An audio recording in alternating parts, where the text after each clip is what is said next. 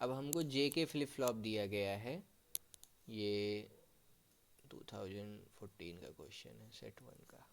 हमको जे के flip flop दिया गया है और इनको क्लॉक 3 पल्स पे हम देखो, एक तो पहले ये ए सिंक्रोनस सर्किट है, सिंक्रोनस नहीं है। और जे और के की वैल्यू जब 1 होती है तो जे के flip flop T flip flop यानी टॉगल करता है स्टेट को। तो अगर मैं इसको एम एस बी वाई जैसे लिखूँ चार्ट बना करके, तो ये दिखेगा कैसे। अगर इसको थोड़ा जगह कर दे, ये हो जाएगा Q4, Q3, Q2, Q1, Q0। 1 2 3 4 5, 5 flip flop हैं, ठीक है। और ये आई क्लॉक। यहाँ देखना ये है कि ये पॉजिटिव एज ट्रिगर्ड है।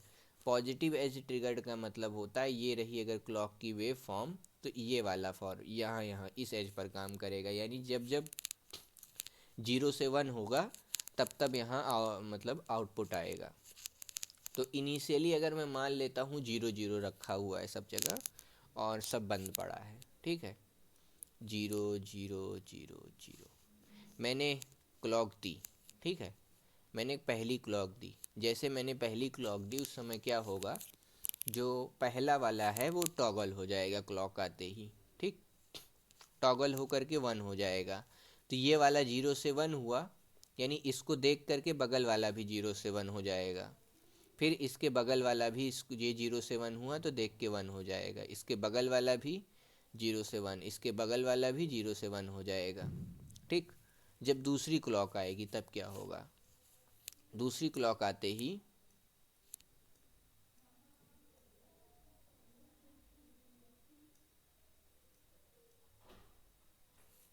जैसे दूसरी क्लॉक आई मान लो, तो ये 1 से 0 हुआ। अब ये 1 से 0 हुआ तो बगल वाले को कोई फ़र्क नहीं पड़ेगा, तो बगल वाला ऐसे ही रहेगा, ठीक है। फिर अगली क्लॉक आएगी, तीसरी क्लॉक, जैसे ही 0 से 1 हुआ बाकी सब क्या कर जाएंगे, फ्लिप कर जाएंगे। ये 0 से 1 हुआ तो अगला वाला क्या हो जाएगा, 1 से 0 हो जाएगा, क्योंकि अगले वाले को क्लॉक मिलेगी। ये 1 से 0 हुआ तो अगले वाले को कोई फ़र्क नहीं पड़ता, क्योंकि इसको पॉजिटिव एज ट्रिगर से मतलब है, यानी ये 1 1 ऐसे ही रहेगा। फिर जैसे ही नेक्स्ट क्लॉक आएगी, ये 1 से 0 हुआ, यहाँ कोई फ़र्क नहीं पड़ेगा, ठीक। फिर अगली क्लॉक आएगी, जैसे अगली क्लॉक आएगी ये 0 का 1 हुआ, चौथी क्लॉक। पांचवी क्लॉक जब आई मान लो, तो ये 0 का 1 हुआ तो ये भी 0 का 1 हुआ, ये 0 का 1 हुआ इसलिए ये 1 का 0 हो जाएगा, बाकी सब सेम रहेगा। फिर अगली क्लॉक आई, मान लो छठी क्लॉक। छठी क्लॉक पे ये 1 का 0 हुआ, ये ऐसे ही रहेगा।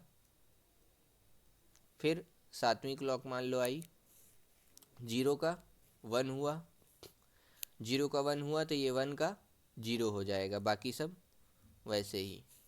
फिर आठवीं क्लॉक आई, ये 1 का 0 हुआ, 0 0 1 1, ठीक। फिर नेक्स्ट क्लॉक आई मान लो नाइन्थ क्लॉक। नाइन्थ क्लॉक पे क्या होगा, 0 से 1 हुआ, 0 से 1 हुआ, ये 0 से 1 हुआ इसलिए ये भी 0 से 1 हुआ, ये 0 से 1 हुआ इसलिए ये वाला 1 से 0 हो गया और ये ऐसे ही रहा।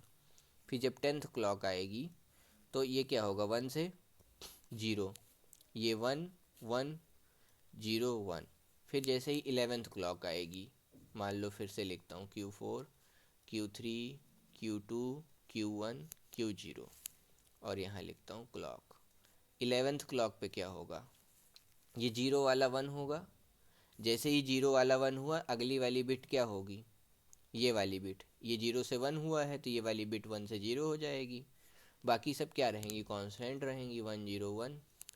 11th क्लॉक में क्या होगा, 11th के बाद 12th क्लॉक में ये 1 से 0 0 1 0 1। 13th क्लॉक में क्या होगा, 13 क्लॉक में ये 0 से 1 हुआ इसलिए ये 0 से 1 हुआ, ये 1 हुआ तो इसलिए ये टॉगल हो गया, 0 0 1। 14th क्लॉक में 1 से 0, 1 से 0 नहीं होगा, ये ऐसे ही रहेगा, 0 0 1। 15th क्लॉक में क्या होगा, 0 का 1 हुआ तो 1 का 0 हुआ, 0 0 1।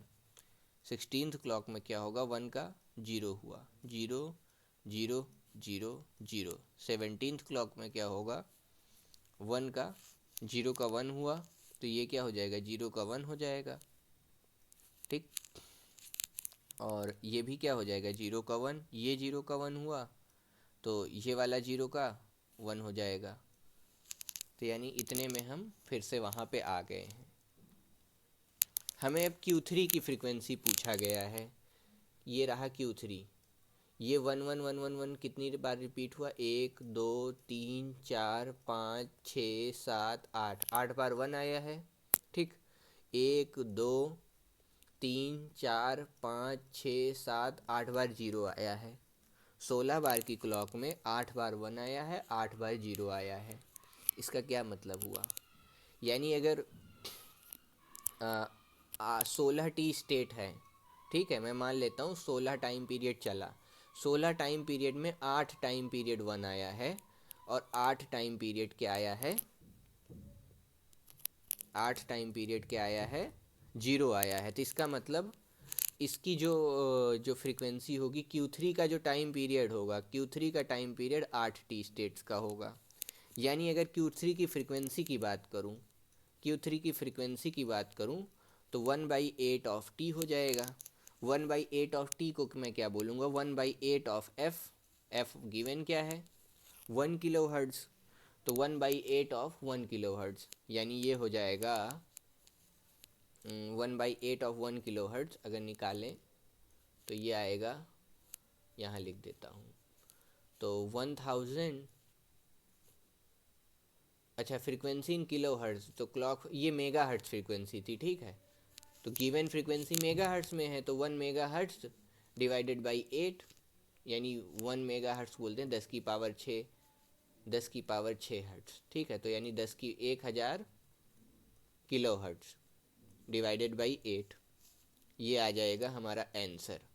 तो 8 को 1000 से भाग करेंगे तो 8 कम 8 2 10 8 16 125 किलो हर्ट्ज़। तो इसका आंसर आएगा 125। एक मिनट, ये क्या हुआ, 8t टाइम, ये क्या है, 1 है। मतलब अगर मैं वेव फॉर्म बनाऊंगा, अगर Q3 की अगर मैं वेव बनाऊंगा, Q3 की अगर मैं वेव बनाऊंगा, ये रहा Q3। तो Q3 पे 0 जो है रहा 8t स्टेट्स और 8t स्टेट 1 रहा। तो यानी ये इसकी टोटल टाइम पीरियड हो गई 16t, ठीक। तो इसकी जो फ्रीक्वेंसी आएगी 1/16t आएगी, ठीक है। 1/t को हम फ्रीक्वेंसी बोल रहे हैं, पिछली जो गिवन फ्रीक्वेंसी है। तो ये हो जाएगा 1000 डिवाइडेड बाई 16 मेगा हर्ट्ज़। तो 1000 को 16 से डिवाइड करेंगे तो वो हमारा आंसर होगा यहाँ पे। तो फ्रीक्वेंसी हमारी आ गई 62.5 किलो हर्ट्ज़, 62.5।